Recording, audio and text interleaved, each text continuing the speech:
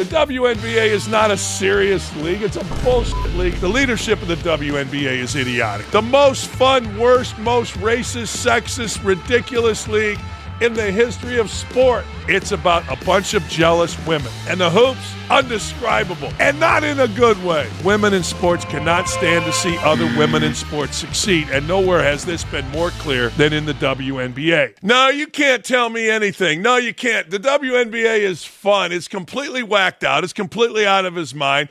I have a serious thought for you, though. And this is a serious thought. When are people going to start investigating the recruitment, the intimidation of college girls, straight college girls on softball and basketball teams? That's been going on for a long time. Why do I bring that up? Because they continue in the WNBA to try to intimidate Caitlin Clark. That's what I'm saying this is. The little ladies of the WNBA voted her the 9th best players. We will get into that. However, the WNBA is rolling, at least that's what they tell us. The WNBA, now that Caitlin Clark's back, people are listening. But listen to this. This is very important for 3 cities. It's official. The most fun, worst, most racist, sexist, ridiculous league in the history of sport. The WNBA is getting 3 more teams. Philly, we're coming to you. Detroit, we're coming to you. That's right. I said it. Cleveland, we're coming to you. Yeah. There are so many bad players in the WNBA that they decided we must give them more. More, I say. Yes, it is historic. We're leveling up. 3 new teams, 3 new cities, 1 unstoppable future. More intimidation of straight girls. More intimidation of straight white girls. More racist. More OG crazy-ass women. Yes, right. We got Naisha Smith, who got traded or moved or waived, whatever the hell. I don't even pay attention. Sick to her stomach because she has to leave her girlfriend, Dejounte Carrington. That's the WNBA. 2 teammates leave it. You know, when I worked for an African-American company called Radio One, we had this thing. And, of course, it was led by a bunch of white lawyers, but I digress. Anyway, you couldn't even ask somebody where they were from, much less date them in the workplace. It was the funniest meeting ever. A couple lady lawyers get up there, and they're telling us you can't say this, you can't say that, you can't do this, you can't do that, you can't do this, you can't do that. You can't even tell someone, hey, I really like your shoes. Where'd you get them? True story. God, hand to God. That's a true story. Can't even ask somebody your shoes. I went to the bathroom, and some brother from somewhere, one of the radio hosts goes, yo, man, you that white boy that causes all that trouble in the Indy Star? And I laughed. I go, that's perfect, thank you. He goes, what? I go, I just heard a thing about racial inclusivity where you can't even ask somebody about their shoes, and you're calling me white boy. And we had a good laugh because we know it's all bullshit. Of course it's all bullshit. Now, you get in the white business, it's all serious. I mean, you know, but anyway, the WNBA is not a serious league. It's a bullshit league, and I am here for all of it. Let's expand. We got women that can't literally make a basket from 2 feet as a star. We got women that literally can't play on my 8th grade team. I don't know about 8th grade teams now. I'm sure they're a lot better. But my 8th grade team, when we went 49-1, there wasn't none of these women playing on our team. But we got more players. Yeah. More women sleeping together. More intimidation of straight white girls. More bad hoops coming. It's an historic day for Cleveland, Detroit, and Philadelphia. Like, hey, you better hope that Caitlin Clark stays in the league that long. I'll get to that in a minute. You're going to have 18 teams. 18 teams. Upcoming expansion city include Toronto and Portland and Cleveland and Detroit and Philly. It's an exciting day for the pantsuits of the WNBA. More intimidation. Hey, white girl, you better bend that knee like Paige Beckers. We'll get into that as we did yesterday. This is glorious. What a day for our world, our sports world. Hey, you ladies, you better make damn sure that you give Caitlin Clark her vitamin C, her B12 shot. You better make damn sure she doesn't sprain an ankle, twist a knee, tear an Achilles. Because this whole thing goes up in smoke, as we've seen 27 years of OG lesbians yelling and screaming at everybody. It's awesome. And the hoops, undescribable. And not in a good way. And now we've got WNBA women sick to their stomach because they can't play along their girlfriends. This shit is awesome. This shit is spectacular. And no one could deny that the league has grown with the emergence of Caitlin Clark. But really, it's kind of sort of failed to truly capitalize on the moment. Now, somebody might argue differently. Somebody might argue, hey, yo, we're capitalizing on it. Look what we're doing. We're expanding.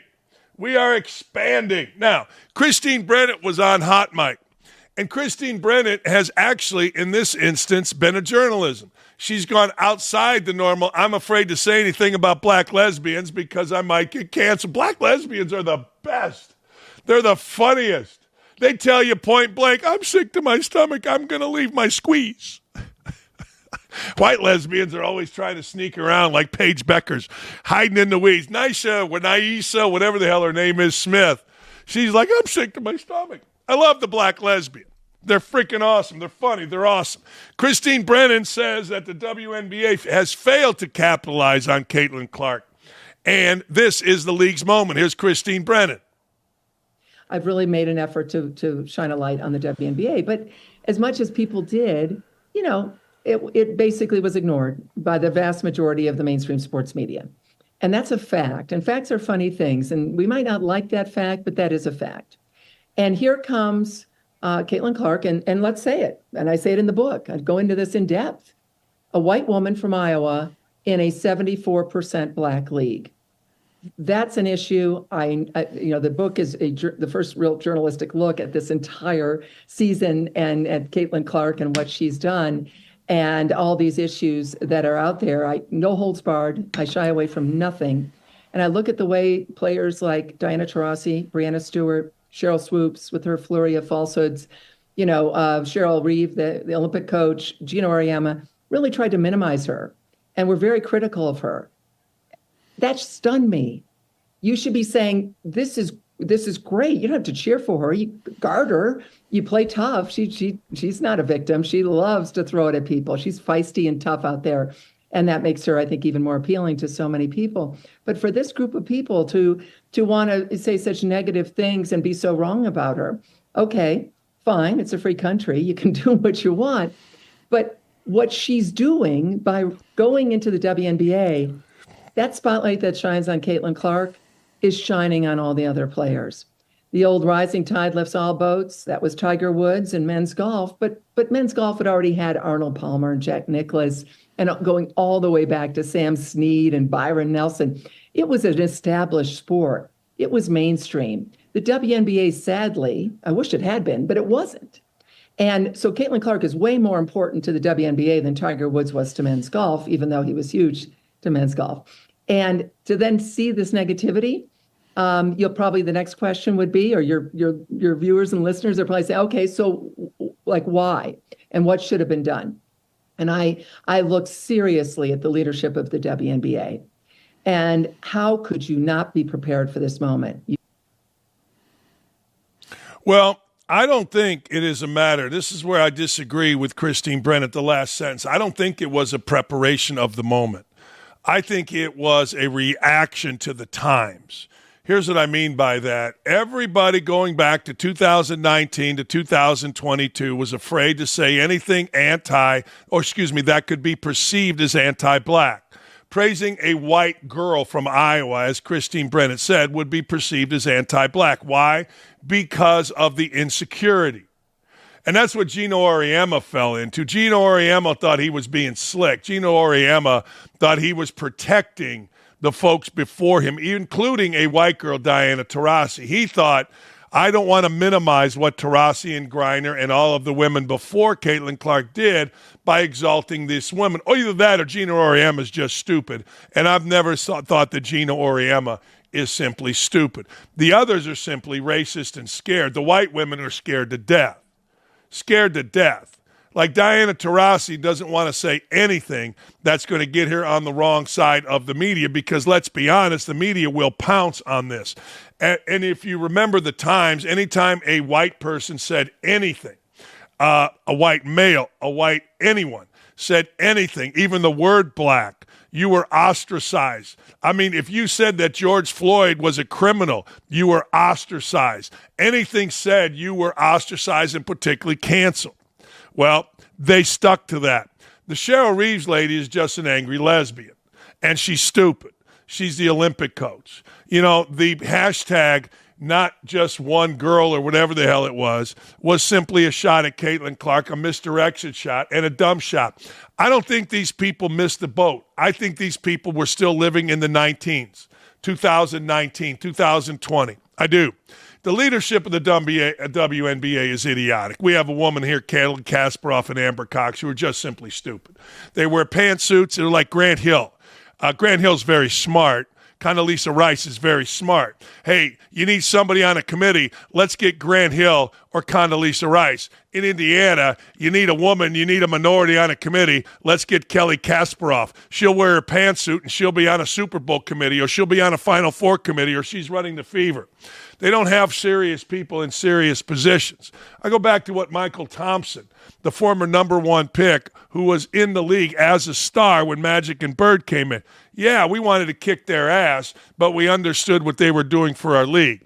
These women are stupid. Charles Barkley said it best. They're petty. So it really isn't about anything other than, it isn't about preparation. It's about a bunch of jealous women. And as my wife, a 30-some-year-old, softball coach and player, said, women in sports cannot stand to see other women in sports succeed. And nowhere has this been more clear than in the WNBA.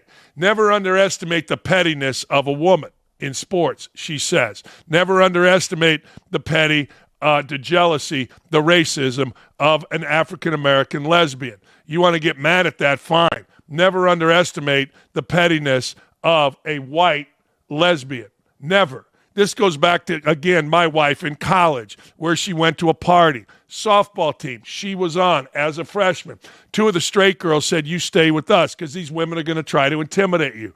They're going to try to recruit you. That's going on constantly in college right now.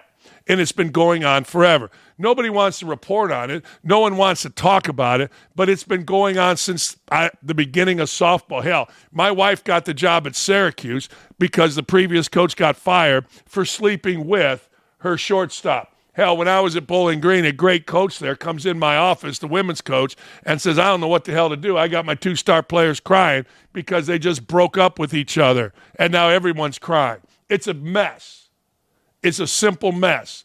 And at least in the WNBA, we're seeing it played out in real life. Now, WNBA expansion, that's fair. Grow the league. It still struggles with attendance. It still struggles with non-Caitlin Clark rating. It still struggles with profitability. Adding new teams creates a buzz today, but is it good for the league? I would argue less would be more. I would argue a higher quality of play would be more. I mean, you get more bad players into a bad league, guess what? It ain't going to make the league great. Now, great buzz today. Yay, rah, go Detroit. We need a team in there. What would happen if Caitlin Clark, and this has been actually said to her by a person in the Fever organization, not the Pacer organization, the Fever organization. You know, you ought to think about starting your own league. She should. That'd be really interesting. But if we need further proof that the players of the WNBA hate Caitlin Clark, well, we got it yesterday. For starters, Caitlin Clark just broke the WNBA record for most All-Star Game votes in history ever. She actually got more votes herself than were totally voted on just a few years ago with 1.2 million. She's broken the voters' record the second year in a row. For context, let me give it to you. In 2023, the top 30 vote getters for the WNBA All-Star Game received a total of 1.17 million votes combined. Clark obviously was number one among guards in the fan vote. She was third in the media vote, but when it came to fellow players, Clark ranked just ninth. Yep, WNBA players think 8 guards are more deserving of an All-Star Game nod than Clark. Rookie Paige Beckers, who has consistently delivered left-wing talking points about racism throughout her career, fared much better. She's been in the league 10 minutes. She ranked 4th, several spots ahead. Danny Z is all over this, but let me explain this to you. For a girl that's 9th, Man, oh man, they sure pay a lot of attention to her. I mean, they're bumping her, they're grabbing her, they're picking her up full court. They never leave her. They poke her in the face. They knock her in the back. I don't know, man. They don't do that with many ninth best guards in the league.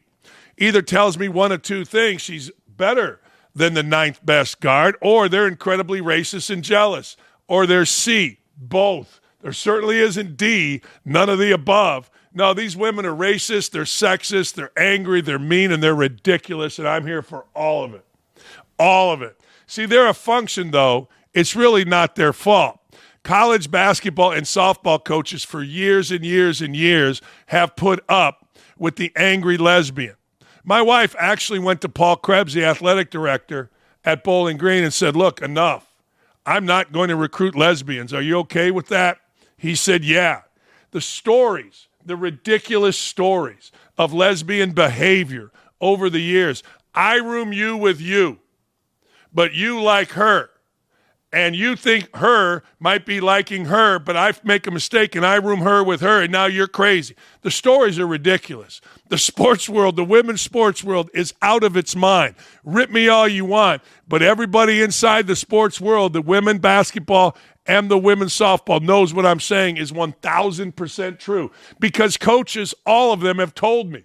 There's nothing better than sitting down with a women's basketball coach and hearing the ridiculous stories. There was nothing better than sitting down with my friend or my wife Lee and her friend softball coach when they come to visit and hearing the idiotic stories. The WNBA is just a product of what's going on in college. The intimidation of straight girls, the racism of white girls. Mean girls is a real thing, particularly in college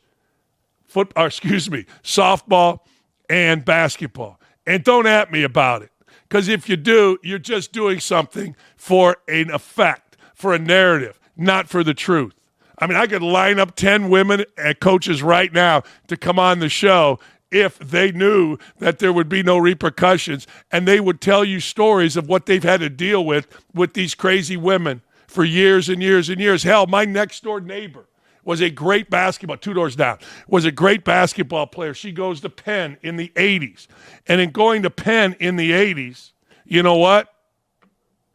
She loved basketball. She would dribble down, shoot with me. Sometimes I didn't want her there, but that's all right, because I like being by myself. She goes to Penn, loved basketball, brilliant woman. Comes home, one of her teammates is in bed with another teammate after they had tried to recruit her. It's bullshit. This whole thing is bullshit. Davey says Pat Summitt would tell her players not to date each other. And if they did and they broke up, she was cutting them. She wasn't going to deal with locker room bullshit. That's women's basketball.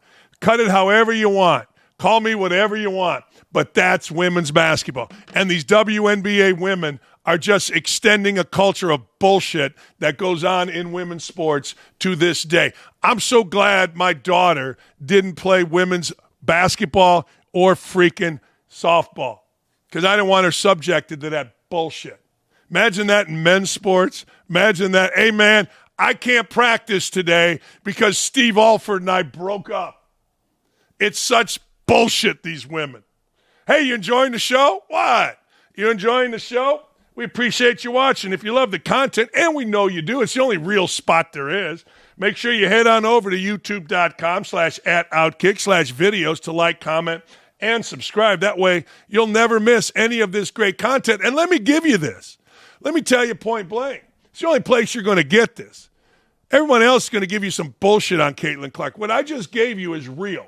1,000% real.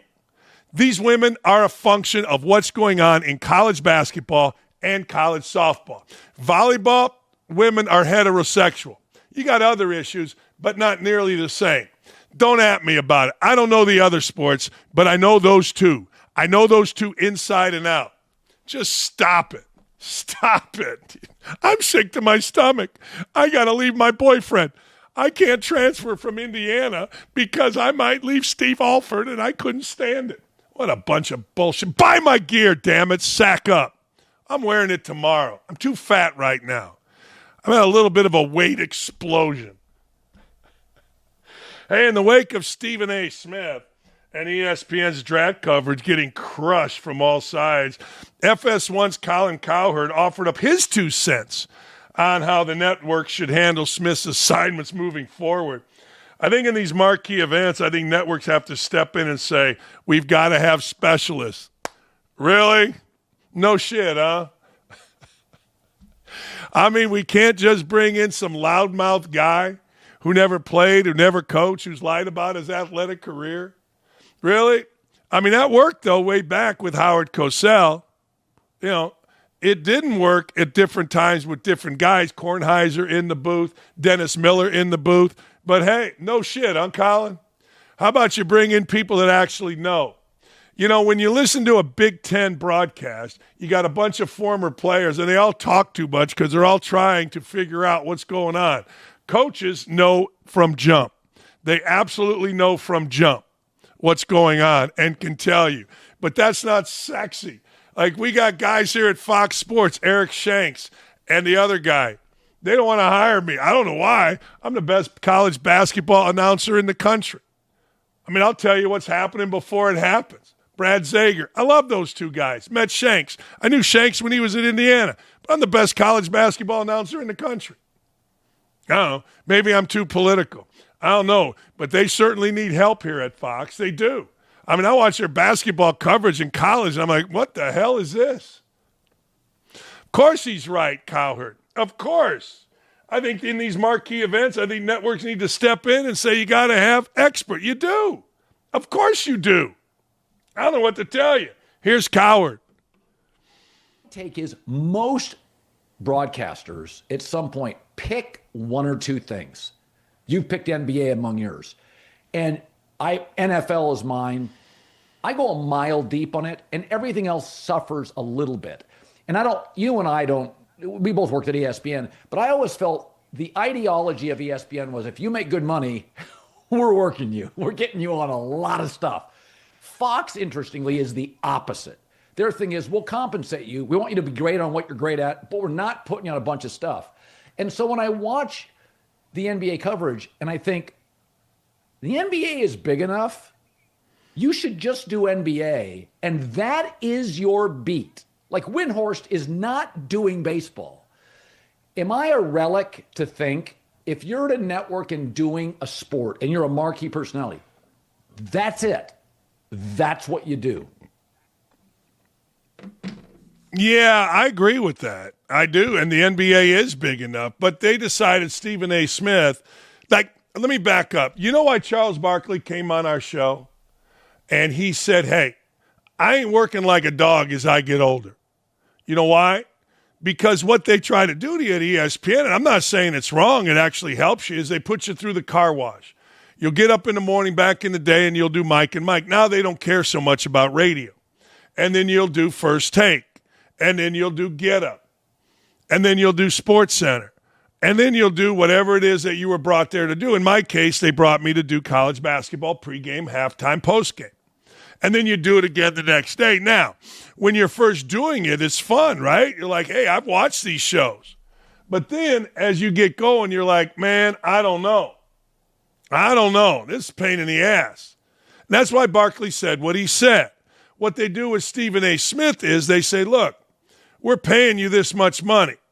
You got a brand. We're going to use that brand. Now they're going to use Stephen A. Smith on football. And you're going to sit there and you're going to be tired of him talking over whoever the other guys. It's like I go back to Fox in basketball. Like, there is no chemistry on sets. The one place where you see chemistry is where? You see it with Charles Barkley. Think about college basketball for a second. Is there any set that you watch that you go, man, that's a fun, informative show? There really isn't. Like McAfee and Saban saved Game Day.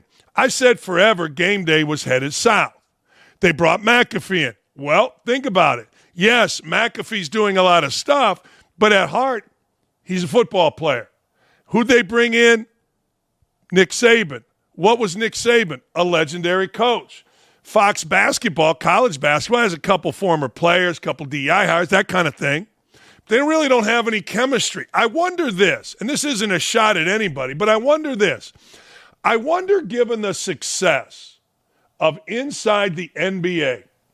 I wonder why networks like Fox or ESPN or now NBC don't try to create that in college. They don't try to create, hey, here's the deal. We want to show that people are dying to watch, not just inventory.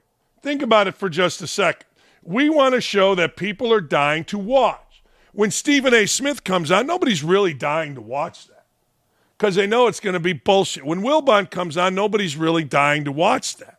Like people used to, I'm being literally, I'm going to brag on myself. When I was a head basketball coach at Bowling Green, people literally used to leave early so they could hear my post-game show, win or lose. True story. Honest to God. When I went to the Big Ten Network, it was Jimmy Jackson, myself, and Dave Repson. People would tune in early because they knew Jimmy and I and Dave had great chemistry. They would tune in. They were hoping. I had so many notes, at that time it was letters, from people saying, man, I wish they'd give you guys halftime show. When I did games at ESPN, people would tell me, I'm more interested in what you got to say at halftime or when you go on the court. We don't have any of that. What we have is we signed this guy to a contract, Smith, and we're going to put him here, period. That's what we're going to do. And he's got to work. And then it diminishes. It diminishes the draft. It diminishes Smith. Here is some of Colin Cowherd talking about Stephen A. Smith on draft night. And a lot of it's been Stephen A. And my takeaway is, man, I think in these marquee events, I think networks have to step in and just say, you got to have specialists. It's almost like in baseball. There's literally the bullpen. There are setup men, closers, and middle relievers. And I think if I ran it, like at the volume, like I have Daniel Cormier for one thing. I don't bleed my guys over at all. I want you to be a Middlecoff does golf and lives for it. But it's like at the volume, and I have much less of a budget. My whole thing is I'll be a generalist. Nick Wright's a generalist. Everybody else is a specialist. And I like it. When I go to a guy, I know exactly what he's going to talk about. I mean, that makes sense. See, when you get Stephen A. Smith on, he has to justify his own existence, so he has to talk over Bob Myers. I don't know, I'm giving you a lot there, probably too much. Here's what fans were saying. This is pretty good by our crack staff, Davey and Nick. Oh, you guys. Seen a lot of Stephen A. Smith draft coverage, bad tweets. I missed the draft last night, but I'll never forget when there was a European prospect projected top 5 named Luka Doncic. Stephen A. openly admitted on a pre-draft, you kidding me? I'm not taking time to watch some European kid. That's like being at the NFL draft and not watching Ashton Genty because he played at Boise State. At least there Smith was honest. See, everybody prefaces it because Smith is one of the biggest ass kissers out there. Usually they preface it, well, Stephen A. Smith's a friend of mine. Yeah, but everybody knows this to be true. You know, I don't know whether he's lazy on his own show. He certainly has some good takes. But the truth of the matter is, doing the draft, you guys watch Jay Billis, and you get on him because he says length or whatever. But what Billis does is pretty incredible, giving you like the top 100 in a row. And then he doesn't know every player because there's too many foreigners. That's where you have a specialist. That's where they had Fran Fraschilla come in. I mean, it's impossible to know all these players. But Billis works at it. Smith does. And it's obvious. It's obvious to everyone. And it's also obvious that Smith is a terrible teammate. And you got to be a good teammate on a set. You do. You have to have chemistry. That's one of the things I'm most proud of. You ask all these guys I worked with at ESPN and they'll tell you they're still friends of mine because we had great chemistry. Because I shut up, let them talk. That's big. I would be unbelievably livid if Stephen A. Smith covered the NFL draft. Well, you know what, little football analyst guy, go over there and be livid. ESPN putting Stephen A. on live draft coverage is preposterous. The worldwide leader is a staple. They do, a stable of college analysts, writers who focus on prospects, former coaches, instead of yelling for literally no reason, and he has no clue who these guys are. See, people didn't get tired, really, of the latter. He has no clue of who these guys are. They got tired of the former, just the constant yelling, the stupidity, screaming. All right. The genie's out of the bottle. We're not putting her back in, although Barbara Eden was hot as I dream of Genie. College athletic directors are no longer biting their tongues and are openly calling for collective bargaining agreements. Really? in college sports. Tennessee's athletic director, Danny White, leading the charge. In White's model, listen to this, college athletes would, in fact, not be employees of their schools. Structure calls for the creation of a national employment organization that partners with a players' association, perhaps one already formed in the professional leagues, to create a modernized and improved ecosystem for football and men's basketball players. White describes the one still tethering to higher education via requirements in a bargained agreement. Yeah, let's put academics in there. Collective bargaining and employment status shouldn't be seen in negative terms. No, it shouldn't. I think there are a lot of people who think the same way I do. We can go another 3, 5, or 10 years of difficult environment, or we can accept the reality and fix it right now. Brian Davis is an attorney in California who represents more than 100 players in the NIL space. He said if the NCAA thinks they're going to put the genie back in the bottle and have the millionaires and billionaires sit on their hands, good luck. I don't see them ever surviving a challenge in court without collective bargaining. That's right. You think you're going to all of a sudden say, and this is where I get confused about these collectives. You're saying there's a cap. Bullshit. You're saying there's a cap, but you're still having a collective for NIL deals. You know how much cheating, quote, cheating is going on? I don't even know if there is cheating. But it's a damn funny thing to me. There's a $20.5 million cap, but we're still going to have a bunch of old rich guys with money. What the hell you think's going to happen? Oh, man, I don't know. I'm dumb. But I do have common sense. They cheated when they weren't collected, when it was just fat old guys in the South giving bags to Alabama and Auburn and the rest. Now we got a collective right there. You're going to monitor it? Yeah, pull this. It does play jingle bells. We can continue to negotiate against ourselves. We're starting to realize that transfer portal and the ability to move can only be regulated by the students who agree to that regulation. Students aren't agreeing to any regulation. What needs to happen, truthfully, just give them contracts and let's move it along. Seems simple to me, but I know it's not, because one thing the NCAA is doing is they are figuring out how do we not lose in court. Like, wouldn't it be simple if I handed you a piece of paper that everybody got? In all kind of industries, we have simple contracts. Here's the deal. We're going to pay you this much money over this much time. Here's what you got to do. You got to stay eligible. Don't embarrass us. That's it. Why is that so hard? Because lawyers get involved. Standard contract. Here's what we're paying you. Here's the length of time.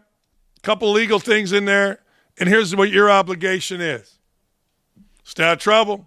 Stay academically eligible. Sign it. See, why is this so difficult? I don't know. I really don't. I mean, we do it in literally every other walk of life. In every other walk of life, we have a contract.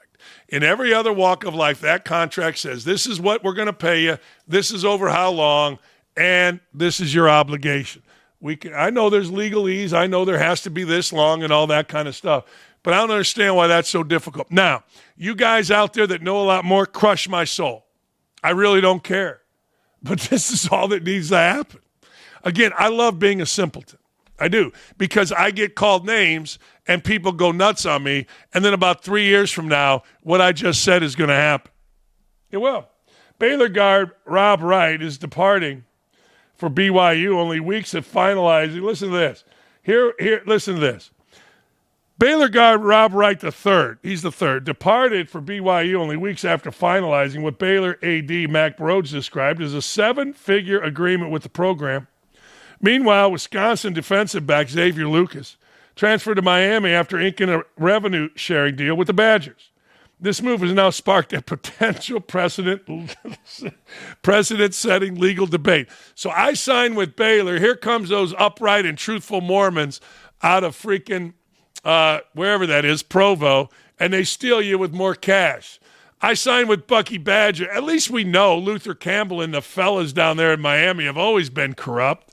This plays right into Miami's hand, but now we got lawsuits. Could collective bargaining be the answer for this? I don't know. I honestly don't know. But I do know this. At least they're starting not to say these things in the back room. Man, this is what I'm talking about. Get a contract, sign it. I don't know. I'd sue the living shit out of both of these players. I did it even when we didn't have rules. I had a player leave August 9th. I'd paid for his summer school. I'd paid for his housing. I'd done all the things that we could do. And I said, I'm not signing your transfer papers until you pay my ass back. Mommy called me a racist. Brother wanted to kick my ass, some fat kid. Next thing you know, they paid. Simple.